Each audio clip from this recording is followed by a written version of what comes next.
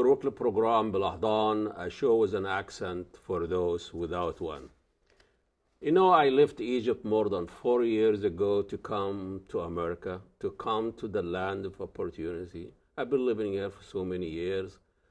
Today we have a different story. We have a friend I know for a long time ago. He lived in this country for more than 60 years. Then he decided a few years ago to leave and to move to Mexico, to our neighbor in the south. He's been happy there. He is wonderful. He's been telling us about how wonderful life is there. And we're going to find out, a lot of negative coverage of this part of the war, of the South, and we had Trump talking about those Mexicans that they're gonna come and steal and rape and all kind of images of Mexicans. Well, let's find out from the person who actually lived there. Welcome to Balahdan, Bruce. How are you today? Thanks, Ahmed. Saturday Thanks for having me. morning. We got you up early. Do you wake up early that much in generally Mexico? I wake up around the time the sun rises. Okay, so it's nothing new. But here I've been waking up later. Yeah, really? Yeah. That's interesting. Well, okay, I mean, as I was saying, that you lived there for almost all of your life until a few years back. And, I know you traveled to Japan, you went to Europe. I mean, you've been always a traveler, but moving to Mexico and living there, selling your house, living your familiar places, living your friends, and start a new life in Mexico. I think, when I was 25, I had a curiosity about the world. And so I left the country then, too, with my ex-wife. And we lived overseas about 10 years. And at that point, I always thought... What was that? When? I mean, when? From like the mid-'70s to the mid-'80s. And where? Well, we lived, the places we lived, really, we lived a short time in England, but we lived longer period in Greece and in Japan for 6 years we were there. And I got kind of a taste for, maybe for being different. It's already different here, but there people expected it, and there wasn't as much of a burden, maybe. but when we came back, I always wanted to. I thought, well, I'm going to retire somewhere, and I always thought it would be Crete. And I had friends in Crete. I took Maren, my wife nowadays, and she met all the people that I had known, and I thought maybe go there. I'm always looking online once the internet started about real estate, but all over the world. I remember Morocco, where it sounded pretty good, and all these places I'd be checking out.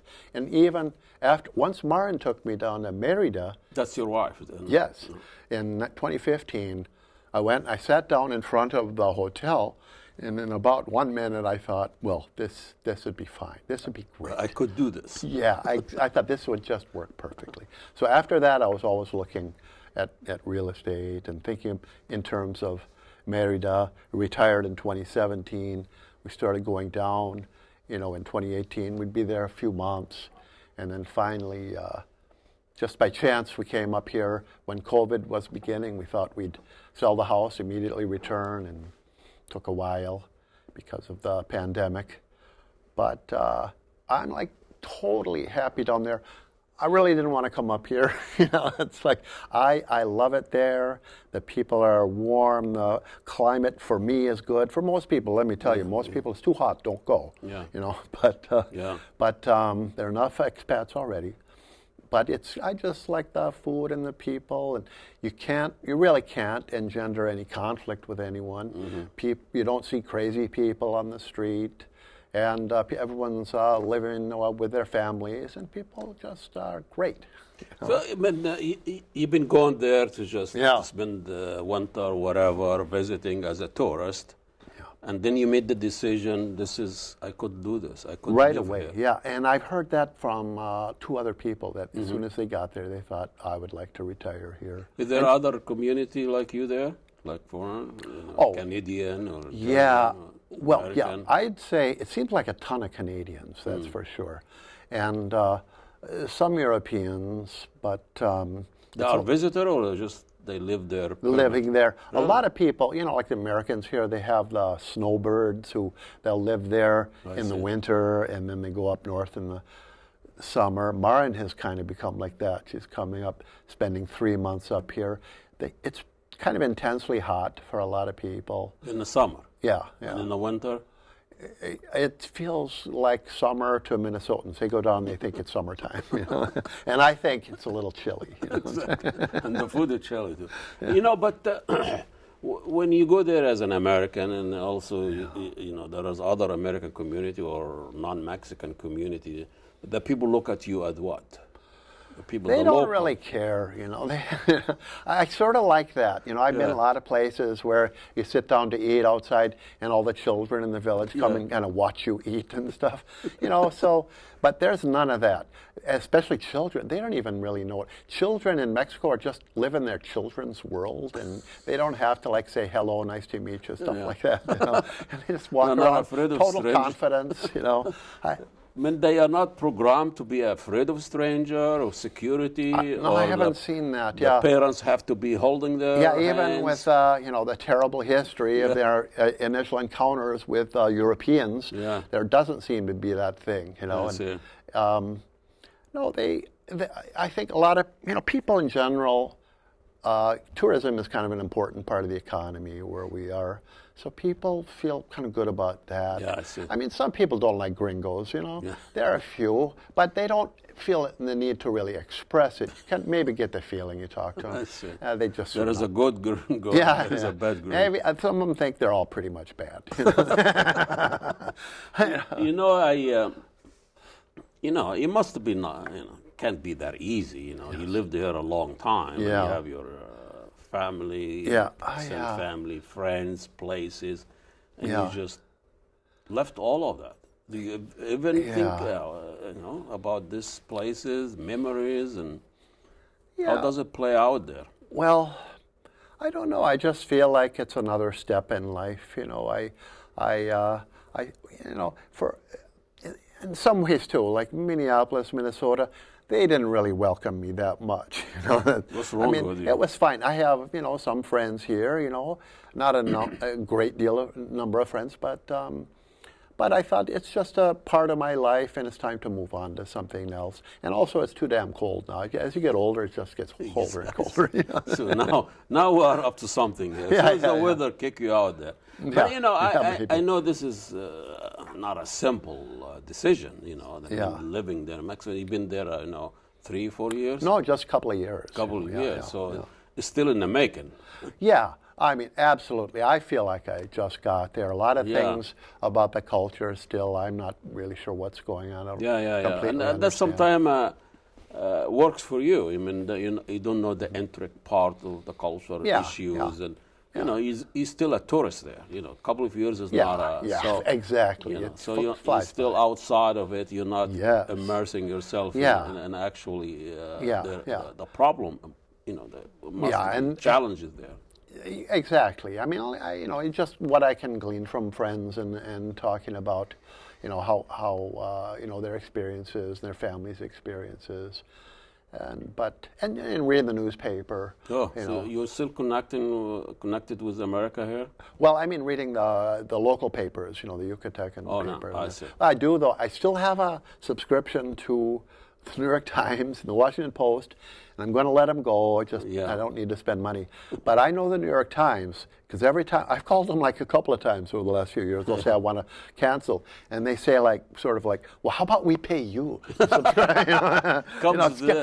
this time they'll do that. I'm thinking, it's right now I'm paying, I don't know, $1 every 12 years. It's just, every time they've said, and I think, well, okay, I'll take that. You know? Do that, or you give it $1 a week or something. Something, Well, I mean, still, you know, you are active on the social media, and you're just letting people how you live. I kill a lot of time with that. Yeah, that's right. You're tired, and you share a lot of things going on in Mexico with your friends here. Yeah, I mean, I think, you know, people are interested in that. So, you know, my friends are interested to see that. And, you know, Marin has a lot of followers, so anything about her, a lot of people seem to be curious about. How many followers do you have, Bear? Yeah, I don't know. Not as many as you, that's for sure.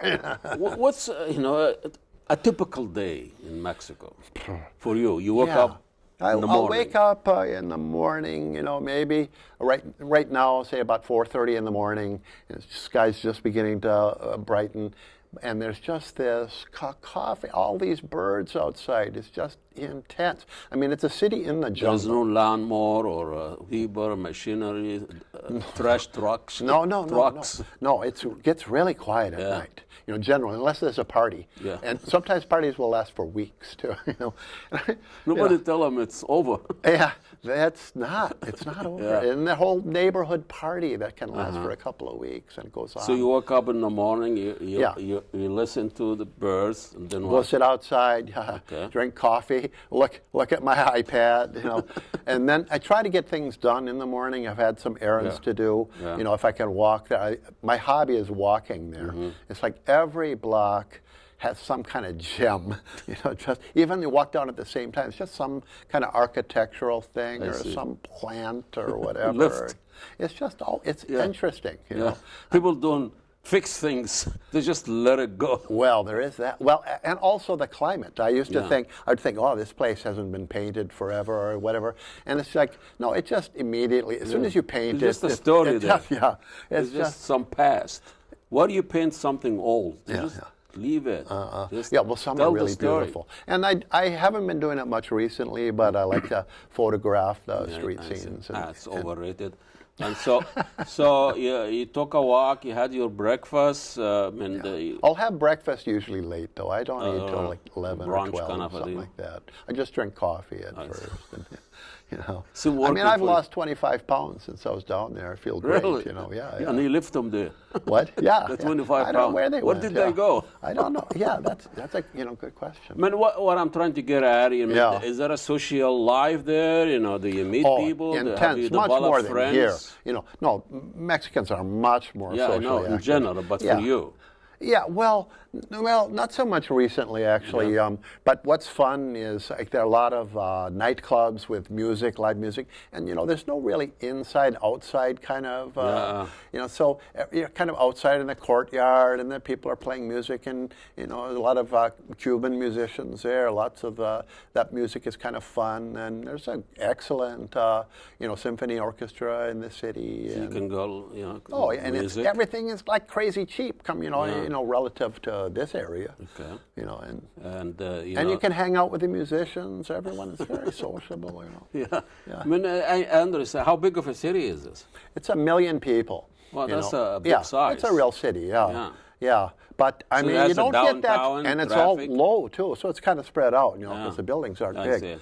And the downtown is kind of the historic district, the historic center. So is there a pollution, traffic, mother city? I don't know. issue? And when I check the numbers on pollution, like on the weather app, it's lower than like Minneapolis. Well, they're not close to Canada, where they're burning up. Yeah, that has been something special. Yeah, recently. It's crazy. Yeah. You wake up in the morning, can't even breathe. Yeah, I mean, the air there is generally okay. Sometimes it'll get smoky. Sometimes like these farmers will be burning out of town, a lot of stuff, something like that. But it's a local thing. Yeah, local but there is a pollution. lot of dust in the air. You can tell, on the car, the windshield every morning, it's got a lot of dust on it. So what's industry? What's going on there? How people living? Sure. So tourism. Well, yeah, that is a big thing, and all kinds of service industry things. But the economy is strong. I mean, I see all these kind of little factories and stuff, and a lot of workshops, that sort of thing. But a lot of Mexicans are streaming in from other parts of Mexico, partly, because the economy is strong, partly because it's a safe city. There isn't violence that are in some other parts of the country. But the economy is relatively good in that area. I think Mexico is kind of on a upswing. Well, I noticed that when in Egypt, in a town on that side, you find people entrepreneur. They do their own things. They don't. Outsource their service. They do. Their family is big. This person is fixing that. This person is painting. They make. When I grew up, I heard Americans are so entrepreneurial and they'll start their businesses, but Mexicans are like 12 times. It's like they. Entrepreneurial. They just the whole thing. They create the whole thing. And I remember, saying to a friend just recently about how Mexicans had a lot more common sense than Americans. and They're not programmed. she said, we have to. We have to. Yeah, You know, exactly. and they do things themselves, you know, just even like, there's no road rage or anything. They come up and there's no something is going on. They just think, FDA they don't expect this guy to do something to make them happy. They just say, I'll go around, you know. They don't like honk and get angry and chase you home or shoot at you. Stay here. It's the last thing that would happen. That's an interesting attitude. Yeah, they're like totally mellow. Now, see, it's really the only area of Mexico that I know, and this is a Mayan area. These are Mayan people, you know. And so I don't know if that makes a difference. But ever since then, like, all Mexicans definitely seem more mellow than Minnesotans, for example. You know, I mean, they have a different history than the white Europeans who came and settled in America. They have the Spanish and the natives and kind of a mix. Yeah, they weren't afraid of that. Culture there. Yeah, for a while, you know, that's what it is there. You know, we were looking for a title for you, and we decided to give you Legal Immigrant. Thank you very much. Are you not offended by that? I love it. Yeah. Well, I am. You know, because I had to, you know, get legal residency status there. I mean, I could be under the radar, but actually, you know, if you overstay a tourist visa, because they'll generally give you 180 days, and people who like overstay by quite a while, I can't remember, they'll charge them like a $30 fine or something like that. Would it catch up with you at some point? You want to get a citizenship there if you live there? I don't. Some people have said to me, maybe if I were actively working down there would be some advantages. But most people have told me there's really no advantage for me to get. Do we have a dual citizenship with Mexico? I guess people can do it. I know people who have both citizenships. That's right. Yeah. And I mean the hostility. I mean, I don't think it's. I think it's overrated. It's in the media. Because Mexican, they're all American, they interact with a lot of Mexican here. There's a lot of Mexican American, even in Minnesota. Oh, a lot in Minnesota. Yeah. So you actually seen them and how hard they work. Oh, yeah. How it's honest the same they there. are. Yeah. So all the stereotyping, even especially during Trump time. It's nuts. Yeah, it's not. Who's he talking about? He's talking about his supporters, isn't he? You know, it's like really, I mean, this is a con artist. Projection, they call it, right? Yeah. Do you get any reaction from there? Yeah. People paying attention to this crap? I remember a guy. I remember walking through a park down in Central, and a guy was standing out in front, and I talked to him a little bit. I found out he was the owner of this pretty nice hotel, and he had a T-shirt on, and it said, "Fuck Trump." You know? Good idea. I said, "I like your T-shirt." You know, really? Yeah, it just cracked me up. Probably he's doing it for you. Thought you would be upset. But I hear there are a lot of Trump supporters who are, Americans who are living in the area. But I hear they mostly live in some beach town a little bit north. Rich, we'll see. Who knows? I don't know who they are. But, you know, it's one town nearby, really. And I was asked, is it true a lot of Trump supporters? I think maybe it's just a rumor. Yeah. And everyone says, yeah, it's kind of bad there. So even here in the Latino community, a lot of people voted for him even when he lost. Mm-hmm.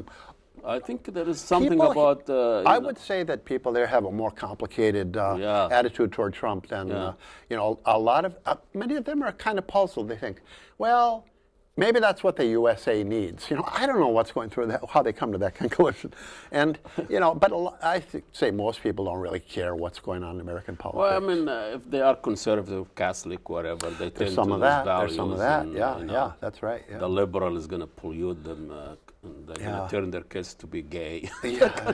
Well, I guess the thing is there are people with those attitudes, but like how here they think they need to share them with you or else. There they just keep it to themselves. They're very kind of private. But there is election, there is political dynamism there. Yeah. I'm not supposed to take an interest in politics there. It's actually a legal thing with a visa. Really? And I've even heard, don't go to like a political demonstration, something like that. Who knows? Get arrested, get deported. But another one I've heard is that I hear that the conquistadors, the descendants of the conquistadors, are still really in charge of Merida. And they've changed their names. A lot of streets and things are named after them, but they've changed their names to other, Spanish names. And people have corroborated for me when I've said, is this really true? That if I were to piss one of those people off, like in a restaurant, wherever, I can't imagine doing it, but if one were to do that, I could find myself deported the next day. Really? Yeah. So is that a due process there? If some issue, have a traffic accident or somebody? Yeah, wait for the police. Go? Yeah, everyone just stops and waits for the police. If you don't wait, I hear, I hear if you get arrested, you're going to be in jail for 3 days, no matter what, and they're not going to feed you and that stuff. So that's it. I talked to but one for American you as an guy. American, What? For you as an American Yes. living there, do Yeah. you go through the law, the legal? Oh yeah, like proceeding no, yeah. Oh yeah, you mean like would Americans Yeah, have if there is special an courts? issue with somebody who's no, your of neighbor. course I'm just under their. Like anybody else. Yeah, that's for sure. I see. Yeah. And you go to the same court. Unless they send the Marines in to rescue me or something, So. They are waiting for you to complain to send the Marine. Yeah, no, I mean, the police, I was in Mexico in like 1975, not too long. And then the Army and the police seemed kind of dangerous, We have a few minutes here. Tell us, their food there, like the Mexican food here, what's the difference? Yeah, well, they have a few like local delicacies and different ways of preparing things. But I mean, it's a lot like they don't, and also, I mean, there you can get all the North. Exactly. We have a big community here. You can have a local food. Oh, well, Bruce, thank you so much. Entertaining. Thank you. Appreciate you coming here and tell us a story about Mexico. Bruce Baird, a legal immigrant, an American who left Minnesota, left America, went back to Mexico, and staying there. Assalamu alaikum, and God bless you all.